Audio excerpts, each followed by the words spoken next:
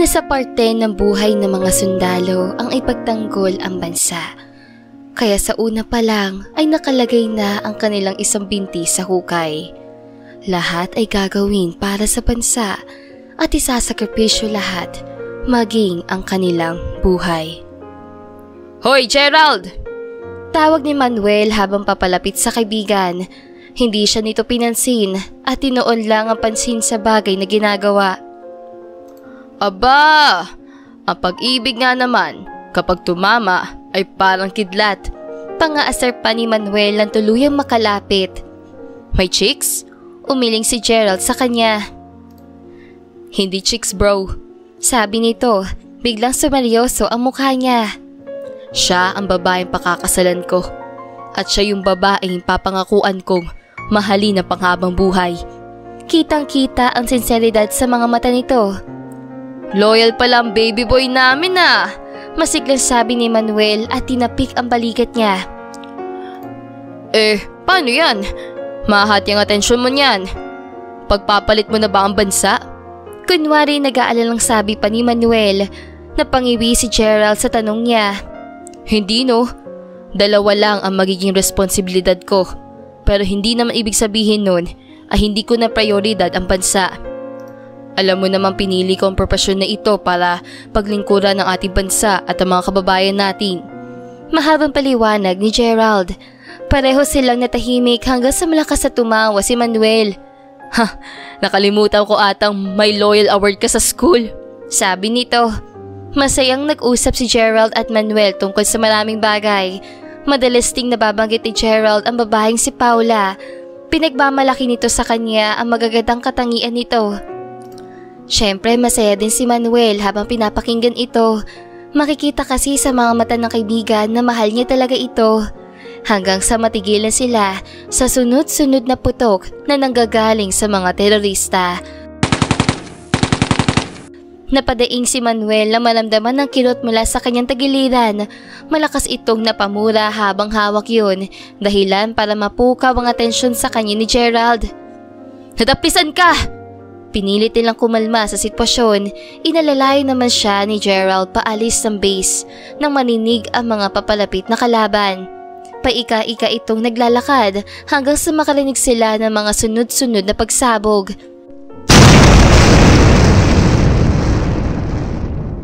Hindi inaasahan ng dalawa na may nakabaon na bomba sa kinatatayuan nila, dahilan para sumabog ito at pareho silang natumba.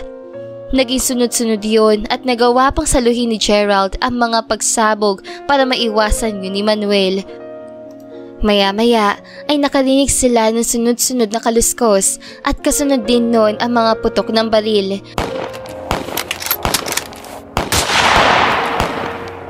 Kitang-kita ni Manuel kung paano masaktan ng kaibigan habang sinasalo nito ang mga bala. Sinubukan pang tumayo ni Manuel pero hindi siya hinayaan ni Gerald. Ilang minuto din ang tinagal hanggang sa dumating ang mga backup.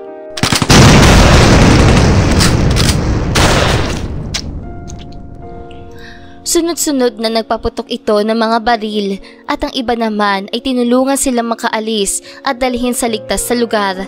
Ramdam ni Manuel ang pamamasa ng uniforme dahil sa pinaghalo dugo nila ng kaibigan.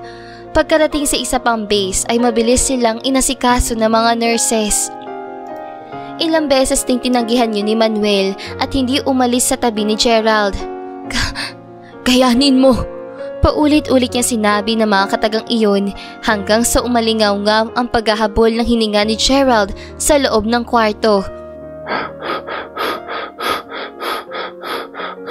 Nagawa niya pang lumapit sa kaibigan na magsalita ito. Paula. Paulit-ulit niyang tawag sa pangalan ng nobya. Manuel. Tawag nito sa kanya. Napasinghap si Manuel habang may sinasabi ang kaibigan.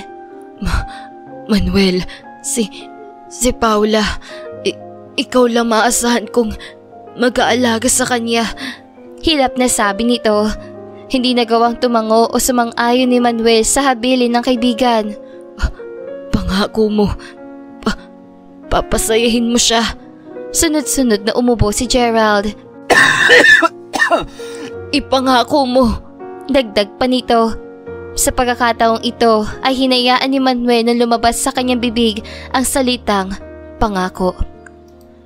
Masyado nang okupado ang isip na maraming bagay, hindi niya na maintindihan ang gagawin hanggang sa makita ng tuluyan na mawalan ng buhay ang kaibigan. Makalipas ang 2 linggo, nakabalik sila sa kaniyang lugar pagkatapos silang matalo ang mga terorista. Masayang babalik si Manuel sa kanilang lugar, ngunit hindi pa rin natatago ang pagmumugto ng mata nito habang bitbit nila ang bangkay ng kaibigan. Mahirap para kay Manuel na panghawakan ang pangako niya kay Gerald at mas lalong mahirap para sa kanya na makita ang mga magulang, kamag-anak at ang nobya nito na ngayon ay umiiyak at pinaglalamayan ito. Mahirap para sa lahat ang pagkawala nito. Naging mabilis para sa lahat ang makasama ito sa maikling panahon. Napakahirap din nang dumating ang araw na kinailangan nilang ihatid ito hanggang sa huling hantungan. Makalipas ang 2 taon.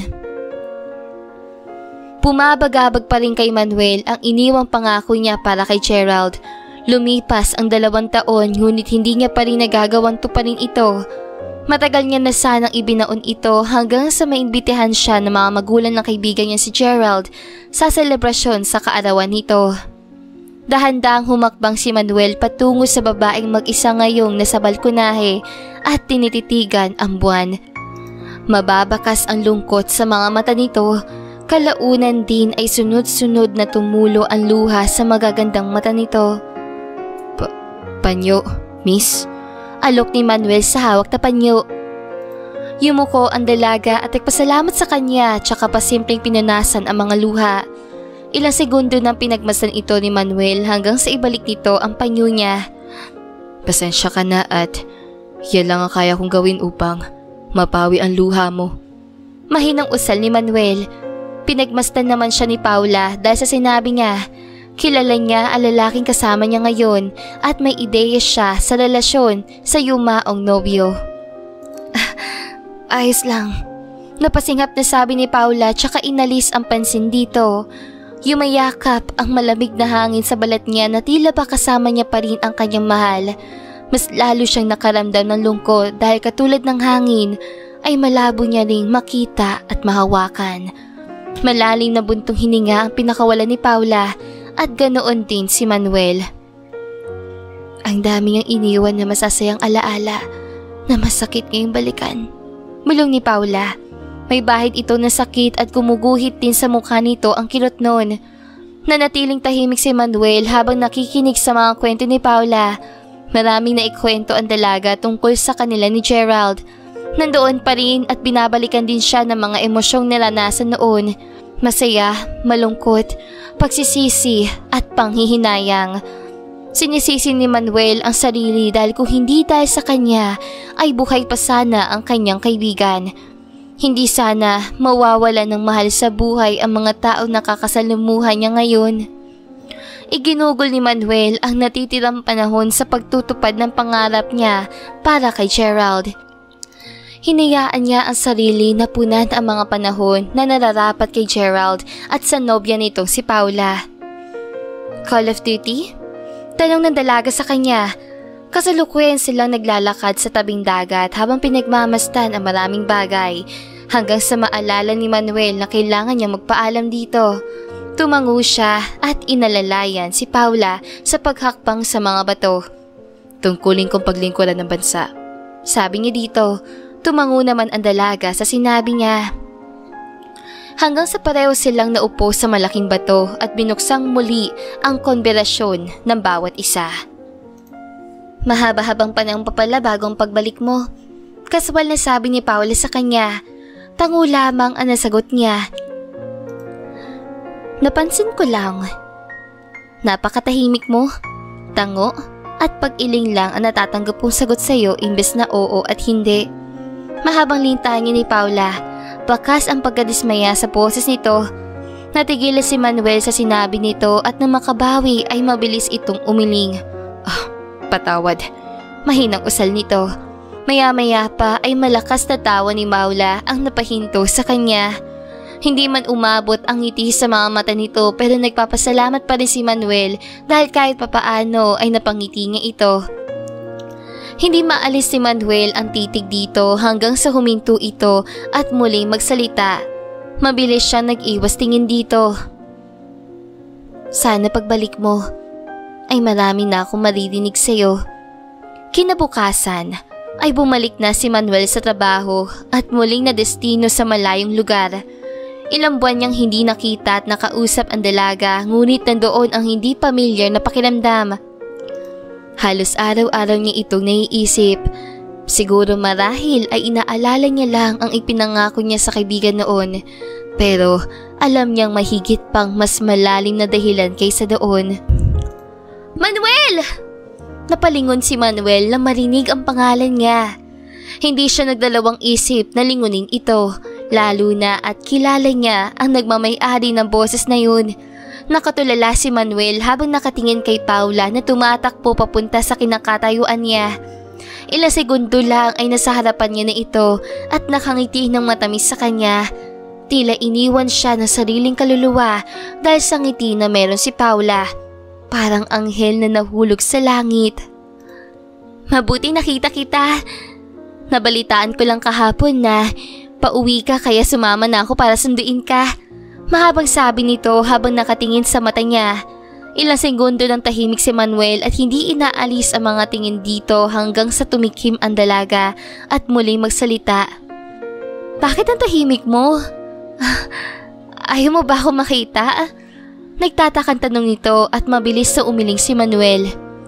Hindi. Hindi naman sa ganun na nagulat lang ako. Utal na paliwanag niya. Napaiwas pa ito ng tingin nang muling sumilay ang ngiti sa labi ng dalaga. Sa pagkakataong ito ay tila inaasar siya nito. Sabay silang nagtungo kung saan nandoon ang pamilya ni Manuel.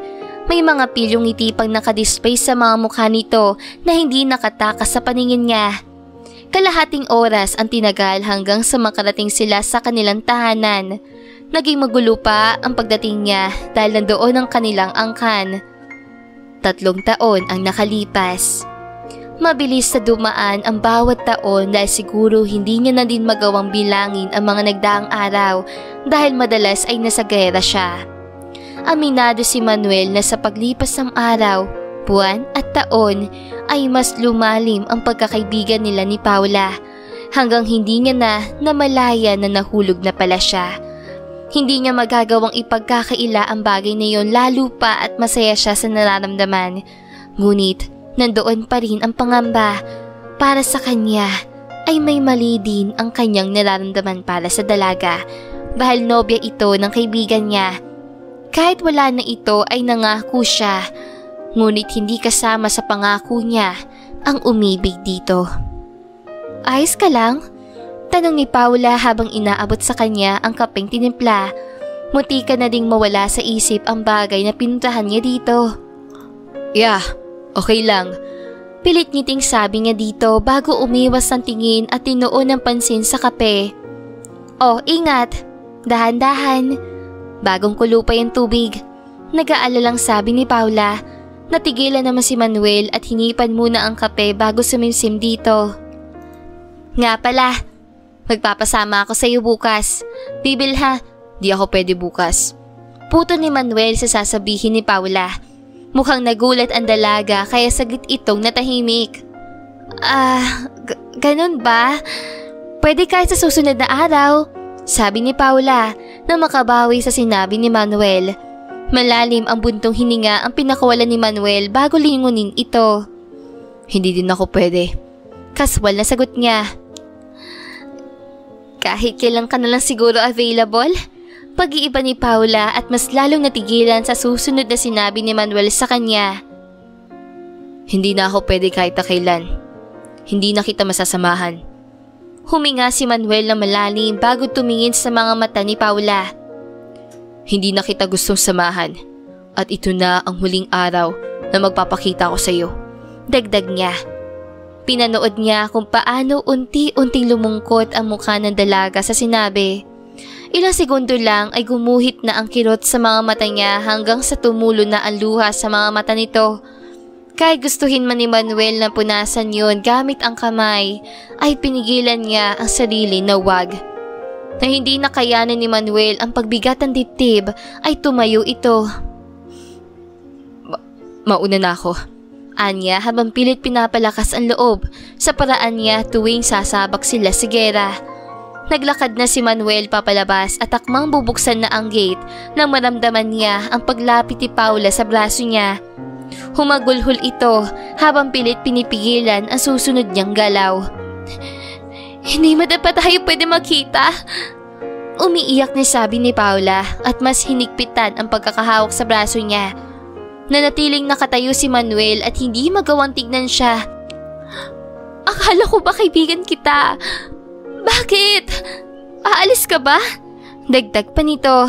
Hindi na alam ni Manuel na sasabihin pa dito, pero hindi din naman madali para sa kanya na iwan ito.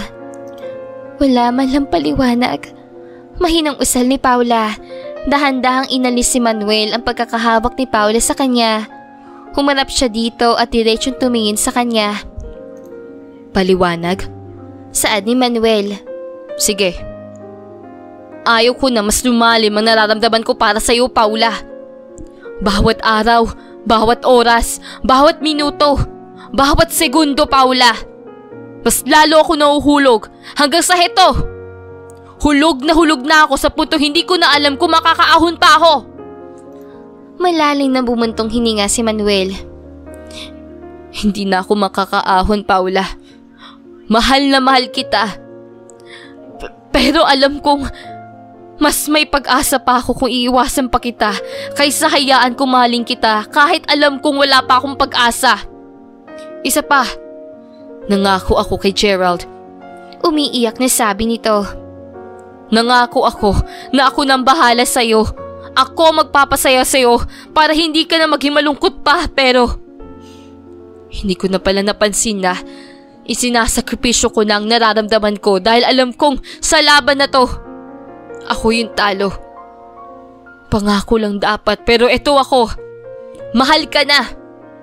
Dagdag pa ni Manuel. Kitang-kita kung paano natigilan si Paula sa mga sinasabi niya. Nakatingin lang ito at nakatunganga sa mga sinabi niya. Hindi malaman kung may dapat siyang sabihin o kung meron man, ay mukhang mahihirapan siyang hanapin ang mga salitang iyon. Ilang minutong tahimik ang dalawa hanggang sa tuluyan ng sumuko si Manuel. Tama siya, dahil wala siyang mapapala dito.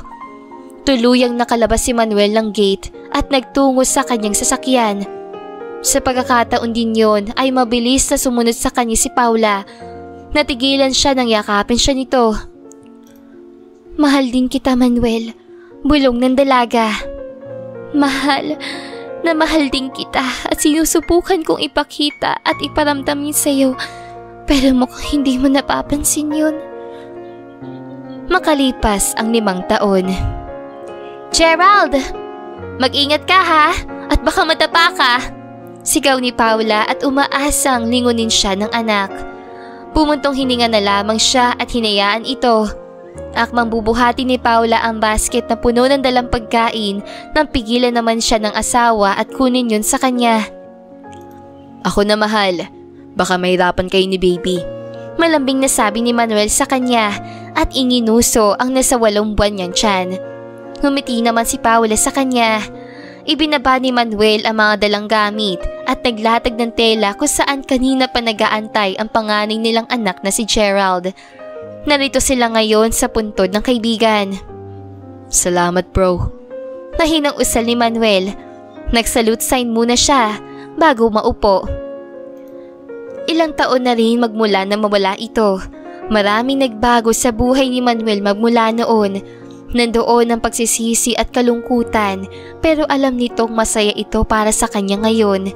Malaki rin ang pasasalamat ni Manuel sa kaibigan dahil ito din ang naging dahilan kung bakit siya masaya ngayon. Nakabuo siya ng masayang pamilya. Pangako, aalagaan ko si Paula at hindi ko na siya hayaang maging malungkot hanggang sa huling sandali ng aking buhay. Siya, ang bansa at ang pamilya ko ang responsibilidad ko. Tama ka nga, Hindi lang bansa ang kaya natin maging prioridad habang nabubuhay. Dahil marami tayong bagay na minamahal at kailangan ding pagtuunan ng oras. Anya pa at hinalikan ang noo ng asawang si Paula at ang panganay na anak. Wala na siyang hihilingin pa higit sa buhay na meron siya ngayon. At dito na nga po natatapos ang magandang storyang ito. Maraming salamat mga kakwentuhan! Huwag niyong kalimutan mag-like at subscribe at pindutin na rin ang notification bell para lagi kayong updated sa ating kwentuhan. Hanggang sa muli, paalam!